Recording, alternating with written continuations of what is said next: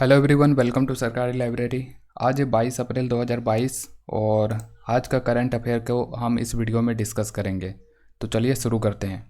सबसे पहले देखिए, जो बिरसा कृषि विश्वविद्यालय है जिसका स्थापना 1980 में हुआ था और रांची ज़िले में स्थित है, तो इसके द्वारा कल ही हमने चर्चा किया था कि इसने एक समझौता किया है जापान का एक विश्वविद्यालय है सोका विश्वविद्यालय उसके साथ।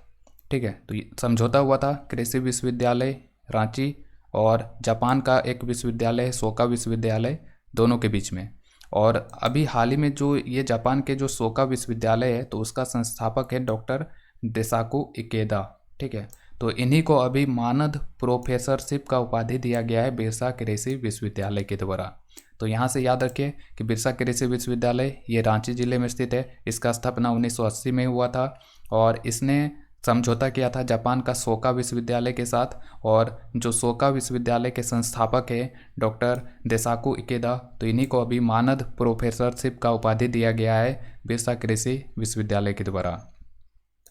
अगला है जो झारखंड की एक खिलाड़ी है जिनका नाम है सृष्टि प्रिया, तो ये अभी चर्चा में है। तो यहाँ से याद रखिए कि सृष्टि प्रिया जो है तो ये किस खेल से संबंधित है, तो ये झारखंड की शूटर है, निशानेबाज है। इन्हीं को अभी जो एनटीपीसी कंपनी है तो एनटीपीसी ने इनको राइफल दिया है। कितने रुपये का दिया है? 3,70,000 रुपया का राइफल इनको गिफ्ट किया है एनटीपीसी ने। ठीक है, तो ये शूटर है, निशानेबाज है और इन्हीं को राइफल दिया गया है एनटीपीसी के द्वारा।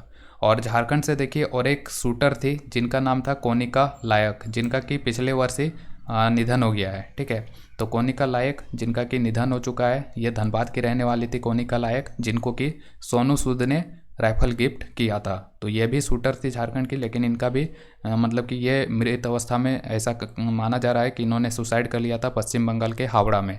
होटल में थी, उसी टाइम पे इन्होंने फंदे पे लटक गई थी।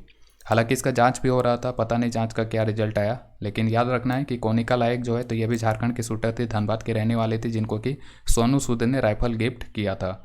और अभी हाल ही में एनटीपीसी के द्वारा सृष्टि प्रिया जो कि और एक है झारखंड के शूटर रांची की रहने वाली, इनको भी राइफल दिया गया है।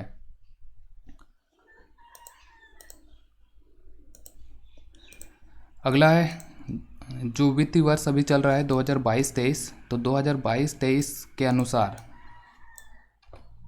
2022-23 के अनुसार जो झारखंड सरकार है तो झारखंड सरकार के द्वारा किसानों को क्रेडिट कार्ड से जोड़ा जाएगा।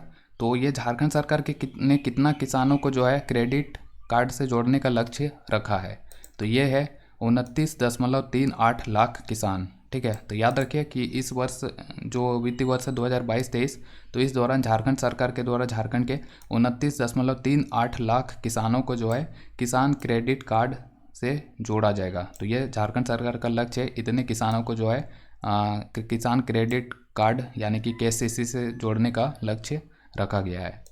और अभी हाल ही में जो झारखंड का जो पेयजल से संबंधित शिकायत है तो उसका समाधान करने के लिए झारखंड सरकार का जो पेयजल स्वच्छता विभाग है तो उसने एक ऐप लॉन्च किया है और उस ऐप का लॉन्च है झाड़ जल ऐप। ठीक है, तो ये झाड़ जल ऐप जो है तो ये झारखंड सरकार के द्वारा लॉन्च किया गया है ताकि झारखंड में जो भी पेयजल संबंधित शिकायतें हैं तो लोग अब इस ऐप के माध्यम से शिकायत दर्ज करा सकते हैं। तो झाड़ जल ऐप याद रखना है कि ये पेयजल संबंधित शिकायतों को समाधान करने के लिए लॉन्च किया गया है झारखंड सरकार के द्वारा।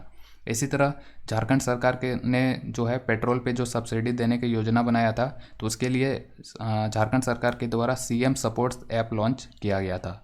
ठीक है, तो सीएम सपोर्ट ऐप भी याद रखना है कि इसको किस लिए लॉन्च किया गया था। पेट्रोल पे जो सब्सिडी दिया जाता है 250 रुपया का, अधिकतम 10 लीटर आप पेट्रोल खरीद सकते हैं, तो उसी पे 250 रुपया का सब्सिडी मिलेगा। तो उसी के लिए सीएम सपोर्ट ऐप लॉन्च किया गया था।